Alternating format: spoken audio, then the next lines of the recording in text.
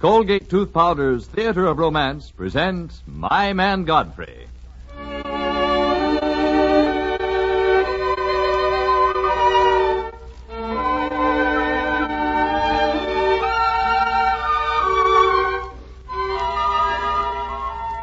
Yes, tonight and every Tuesday night, Colgate Tooth Powder brings you the Theater of Romance, featuring each week your favorite stories and plays especially adapted for radio. And here is your host of the evening, Arnold Moss, to tell you about this evening's presentation, My Man Godfrey. Good evening. Godfrey was the last of the perfect butlers. He was elegant, he was tall, slim, and handsome, not quite young, definitely not old, the very substance of aloof charm and gentility. There never was a butler quite like him before, and in all probability there never will be again. Surprisingly enough, the Bullocks, for whom Godfrey worked, found this wonderful creature in the city dump. There was a scavenger hunt in progress. You remember those pre-war scavenger hunts? Someone made up a list of things that nobody wanted, and then everyone went out and tried to find them? Well, on the list that particular night, someone had the hilariously funny idea of having everyone find a forgotten man. Now, Godfrey fitted that description precisely. A forgotten man. Irene Bullock found him sitting in the city dump near the harbor, staring into a small fire. Hello. Hope you don't mind if I share your fire, but it's cold out. Gee, this fire smells terrible, doesn't it? You can choose your fires. I can't. Well, if you're going to be here tomorrow, I'll bring you over some kindling and logs and things. Go on, you're kidding. No, I'm not. You've got to have a better fire than this. What's a girl like you doing out here? What do you want? Well, I'll tell you. I'm on a scavenger hunt. I'm looking for a forgotten man. You looked sort of forgotten sitting there, and I thought you might be willing to help out. You see, I've never won anything, and I'd like to just once. Did you have everything else you needed to win? Yes, everything but the forgotten man. Well, then, you've got yourself a forgotten man. Oh, golly, thanks. Come on, let's get going before you change your mind.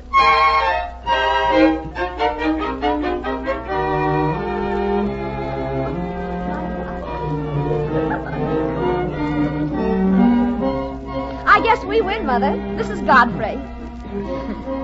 This is my mother, Godfrey, and my sister, Cornelia. Oh, how do you do, Godfrey? So nice of you to come. I was glad to help out, Mrs. Bullock. Well, now, Miss Irene, you don't need me anymore, so I'll just say goodbye. Oh, no, wait. You did something for us. We've got to do something for you. What do you need most? Well, I could use a job, but I don't suppose you have any of those in your pocket, do you?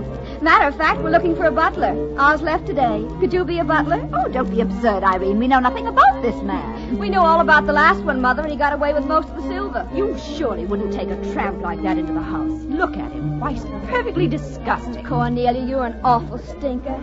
Mother, he'd be a swell butler. I know he would. Maybe, but it's so hard to tell in those awful clothes he's wearing. Well, it wouldn't do any harm just to try him, would it, Mother? Well, if you insist, Irene, advance him some money to get some decent clothes and put him to work at the house tomorrow morning. Thank you, Mrs. Bullock. I trust I shall be adequate.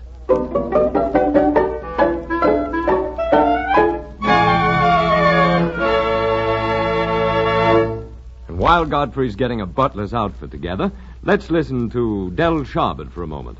Don't let your smile be a secret weapon. Let it be open, radiant, really bewitching. Let it be a smile that dazzles. A Colgate Tooth Powder smile. Yes, brush your teeth with Colgate Tooth Powder for a smile that dazzles. It's thrilling the way Colgate Tooth Powder removes dull, dingy surface film, leaving your teeth excitingly clean, revealing all their natural brilliance. And every time you brush your teeth with Colgate Tooth Powder, it leaves your breath fresh, sweet, and wholesome. You can depend on that, because scientific tests prove that Colgate Tooth Powder stops unpleasing breath that originates in the mouth, stops it instantly in 7 cases out of 10. Well, how nice to know that every time you use Colgate Tooth Powder, it brings you a breath that's sweet and a smile that dazzles. What a wonderful setting for romance. Enjoy it tonight, won't you? Get Colgate Tooth Powder. Remember the name, Colgate Tooth Powder.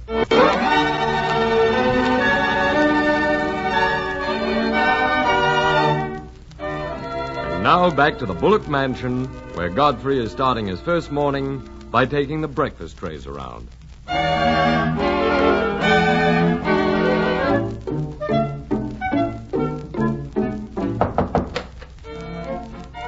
morning, Mrs. Bullock.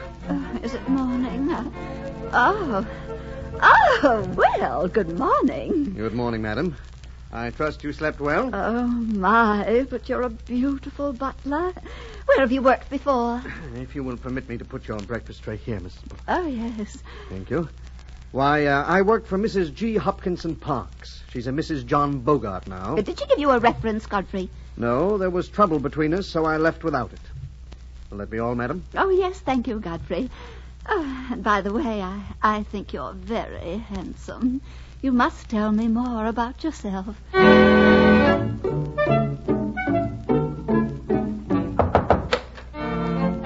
morning, Miss Cornelia. It's a fine morning. I'll draw your shades. Oh, what do you mean, barging in here like this before I'm awake? I brought you your breakfast. Oof, I couldn't touch it. I feel awful. Just awful. Must have been the champagne. Don't think you're going to have an easy time with me, Godfrey. I'll run you ragged. I'll make you sorry you ever dreamed of coming here to work. Your poached egg, miss. Oh, take it away. Just as you say. But let me tell you something, Miss Cornelia. You can't do anything to me. Nobody can do anything to me. When a guy's completely down and out, nobody can hurt him. I hurt you. Last night. No.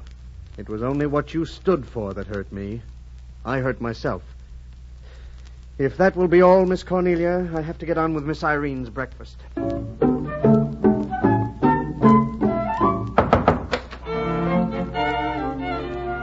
morning, Godfrey. It's a beautiful morning, isn't it? Indeed it is, Miss Irene. Oh, I've brought your breakfast. Good, I'm starved. My, you look wonderful. We were lucky to get you. It just goes to show, doesn't it, that you never can tell who's hiding behind a straggly beard. Will there be anything else, Miss Irene? Yes. Sit down and talk to me while I have breakfast. But I can't. I'm the butler. Well, I suppose it would be different if you were a regular butler, but you're not. You're a man in disguise as a regular butler, which makes you a romantic character. And as a romantic character, it's part of your duties to have breakfast with me. Now sit down at the foot of the bed. Well... There. Oh, you look very nice there. You must come often, Godfrey. It's not going to be fun butling for this family, but it's a roof over your head and food to eat and decent fires until you straighten out whatever's wrong inside of you. What makes you think something is wrong inside me? Oh, I just know it, that's all. It's an instinct, I guess. Like my knowing I'm in love with you. Oh, now, see here. You aren't awake yet. Don't go jumping to any hasty ideas at 10 in the morning. Oh, but I'm wide awake. As a matter of fact, I haven't been asleep at all. I've been lying here all night thinking about you. You see, I fell in love with you last night. Beard, ragged clothes, city dump and all. Well, I'm sorry if it annoys you, but I can't help it. Well, I'm afraid I must get back to the kitchen. Will that be all, miss? Yes, Godfrey, that will be all. For now.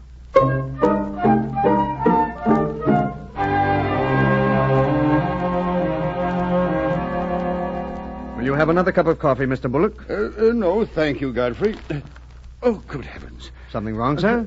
No, Godfrey, I'll be all right in a moment. It was just something I read there in the paper. I always recommend a good strong shot of water after reading something disagreeable in the paper, sir. Godfrey, I am in a mess. I didn't mean to get into it, but I did, and, well, now I don't know how to get out of it. But they're not going to get me. They're not going to get me. The papers are full of rumors of a scandal in the Hanoverian Bank and Trust Company. That is your bank, isn't it, sir? Yes, that is my bank, slowly being forced to the wall. Bad investments. Nothing crooked, you understand. Oh, I understand perfectly, sir. Now, I don't want this to get around, Godfrey. I appreciate silence in those around me. Let me give you a little something as a slight gesture of appreciation. That isn't necessary, Mr. Bullock. I'm your butler. You're already paying me very well for loyalty. Thank you, Godfrey. I can already see you're a better man than most I've met in my lifetime. Thank you, sir. And now, if you'll excuse me, I have some silver to polish.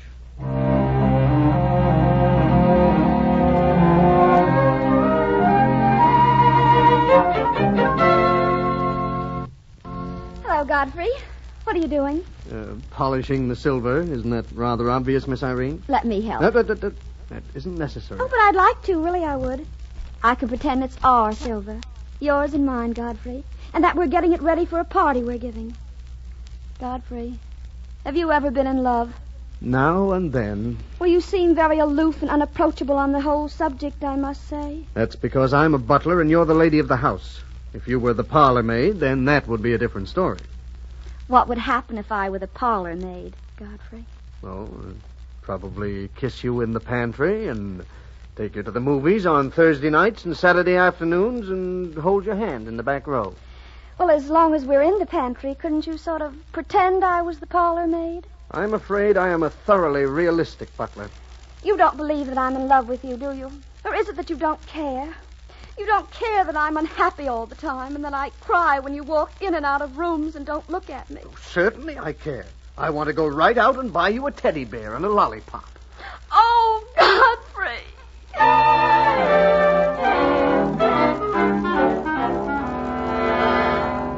Hello, Godfrey.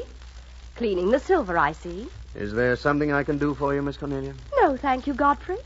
I was just kind of lonely upstairs, so I thought I'd come down and talk to you for a while. I'm very busy. I won't interfere with your work.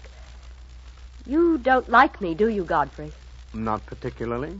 That's regrettable, because I like you very much. You're very handsome, Godfrey. Yeah, I'm smart, too. Don't forget that. You're not going to take me in, you know. Take you in? Why, whatever do you mean? Miss Cornelia, I knew a very beautiful woman once. Spitting image of you, as a matter of fact. And believe it or not, she once said almost the same thing to me that you just said. That's why it's no good gazing up at me with those big blue eyes. I've been vaccinated, sister. In what way? The hard way. I married the lady. Married? You didn't tell us you were married, Godfrey. You never asked. And if you had, I would have told you it was none of your business. I'm not married now. You see, the lady wanted another man. Her kind always does, sooner or later. This whole conversation isn't flattering to me. No, it isn't, is it? I'll make you eat those words before I'm through with you. I wouldn't bother trying. There's so many more susceptible men in the world. And now, please excuse me. I must put the silver away. Oh, Godfrey.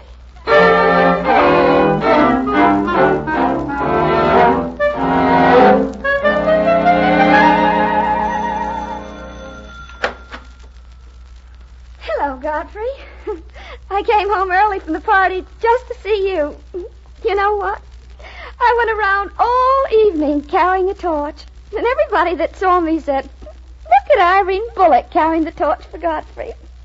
What do you think of that? I think you'd better go to bed. I don't want to go to bed. I want to sit here all night looking at you. Gee, I got it bad, haven't I? Yeah, come on, take my arm. I'll help you upstairs. All right, Godfrey. Oh, thunderation. You know she'd pass out. Well, I'll have to carry her upstairs.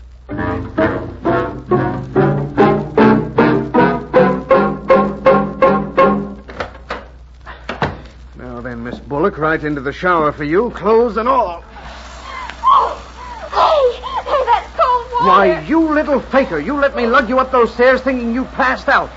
It was the only way I could get you to do it. You didn't pass out at all.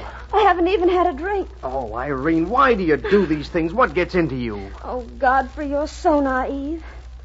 Godfrey, what do I have to do to make you kiss me? If you'll excuse me, Miss Irene, No, I won't. I won't excuse you. And if you won't kiss me, I'm going to stand right here and cry all night. And then I'll get sick, and I'll go to the hospital and die, and you'll never see me again. Irene, people do not die because they don't get kissed. Now, please, let's be logical about it. When was there ever anything logical about love? Oh, Godfrey, don't you think you could ever love me even a little? Godfrey, maybe it's a lot of fun for you to walk all over me. Maybe you get a kick out of it, but it isn't much fun for me. Oh, Irene, don't you understand? I'm all wrong for you. You should have someone young, the way you're young, full of eagerness and gaiety and fun. I'm none of those things. I'm a guy who stuck his fingers in the fire once and got burned. All right, Godfrey. All right. We'll say no more about it. But would you kiss me just this once? I'll never ask you to again. I promise. All right, my dear. That was a beautiful kiss, Godfrey. It got away from you a little, though, didn't it? You little witch.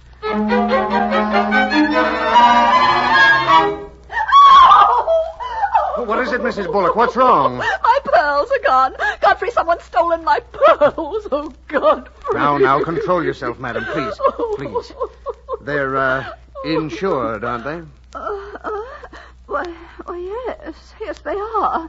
I never thought of that. I just got so upset when I saw the bedroom window was broken. I'd left the pearls on the dresser because I was going to wear them this evening. Yes, well, if you'll excuse me, madam, I'll call Mr. Bullock at once so he can notify the insurance firm.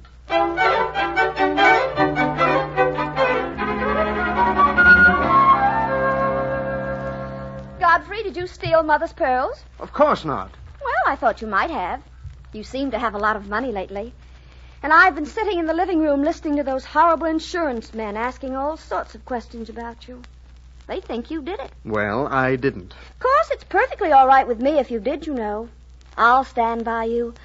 I'll wait at the prison gates. Irene, in heaven's name, will you get this through your head? I did not steal the pearls. Oh, Godfrey, shout at me some more. I've never seen you so furious before. You're so wonderful, Godfrey. You could steal all the pearl necklaces in the world, and it wouldn't matter to me. I did not.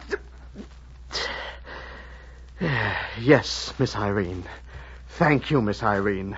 And now, if you'll excuse me, your father wants a brandy and soda.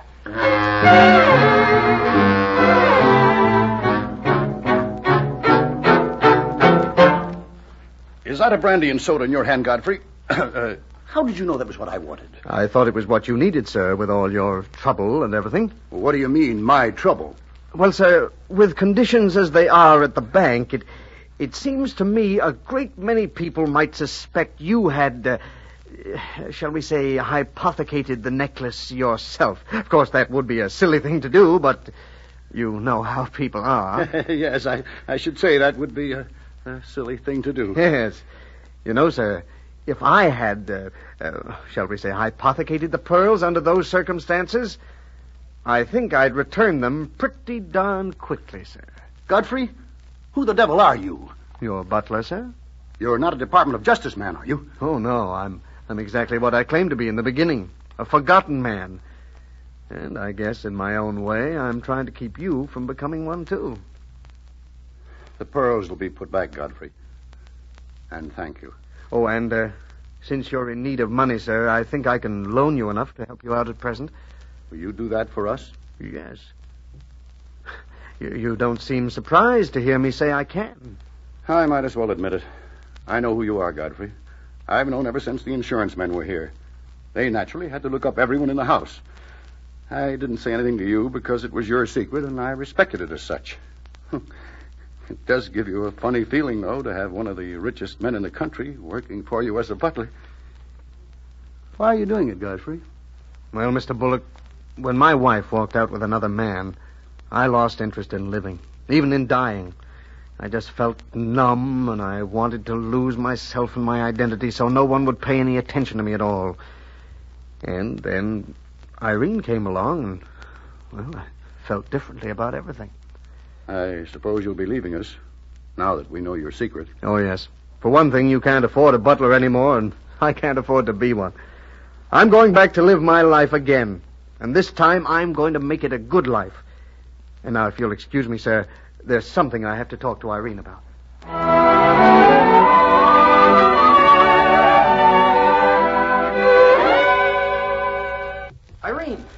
Irene, I've been hunting all over for you. What are you doing sitting out here in the park? Everyone was looking for you at dinner. I just came out here to sit a while. You didn't come into the pantry all day. I've outgrown that stuff. Mm-hmm. I missed you. I had something to tell you, and I particularly wanted to tell you in the pantry. We'll say goodbye in the living room, Godfrey. It's the place to say goodbye to Mr. G. Hopkinson Park of Wall Street and Fifth Avenue. Irene, look at me. You really must excuse me. I'm sure Mother wants me. Irene, you said you loved me, remember? No, I didn't. I told Godfrey I loved him, but you aren't Godfrey. I don't know what you mean. I think you do. Godfrey was a forgotten man. He was mine. I found him at the city dumps.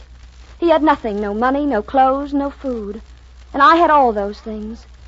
But I was forgotten, too, because I had no one to love me in the way I wanted to be loved. We balanced each other, Godfrey and I. We made a lovely couple. I'll miss him very much. Good night, Mr. Paul. Irene, don't. Don't you walk out on me, too. Another woman did that once and almost destroyed me. I thought that was the end of love for me, but you found me where she left me and took me in. You gave me back courage and ideals and faith in people. Irene, I love you. I want to marry you. I don't want your lousy money. I don't care 2 cents for your lousy money. All right, we won't touch it then. We'll hire out as a couple. I'll be the butler and you can be the upstairs maid. You do that for me? I'd do anything for you. I'll live any way you want to live. You see, it doesn't matter who we are or where we live, as long as it's together. As long as it's you who's making the breakfast coffee and holding out your arms to me at night. Oh, Godfrey, I can't believe you really love me. I'm afraid it will take you all the rest of your life to convince me. The prospect enchants me. Well, then, let's go home and tell the family. I can't wait to go up to Cornelia and say, Cornelia, have you met my man, Godfrey? Come on, darling. Just a moment. As long as I'm still a butler, would you mind if I pretended you were the parlor maid? Just for a moment. Oh, Godfrey.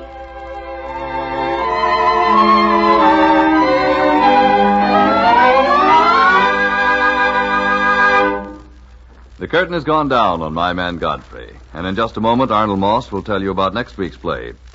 But first, when you're close, very close to someone you love, be sure you've a breath that's sweet and a smile that dazzles. That's what you can expect when you use Colgate tooth powder, because Colgate tooth powder removes the dull surface film from your teeth, revealing all the natural brilliance of your smile. And at the same time, it assures you of a breath that's sweet and inviting. Yes, those are facts. For scientific tests have definitely proved that Colgate tooth powder stops unpleasing breath that originates in the mouth, stops it instantly in 7 cases out of 10. So simply brush your teeth night and morning and before every date with Colgate tooth powder for a breath that's sweet and a smile that dazzles. That's it, Colgate tooth powder. And now, Arnold Moss.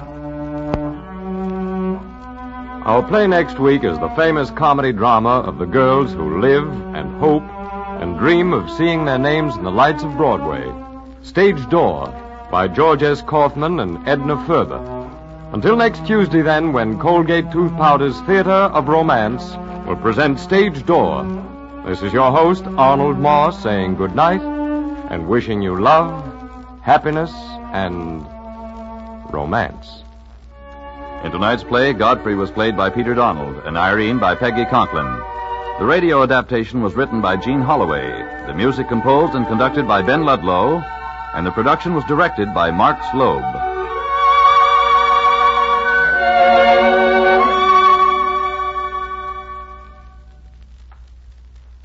What is the 14-day Palmolive plan? Yes, what is the 14-day Palmolive plan? It's the biggest beauty news in years. Doctors tested this plan, proved it brought lovelier complexions to 2 out of 3 of all the women tested. Here it is. Wash your face with Palmolive soap.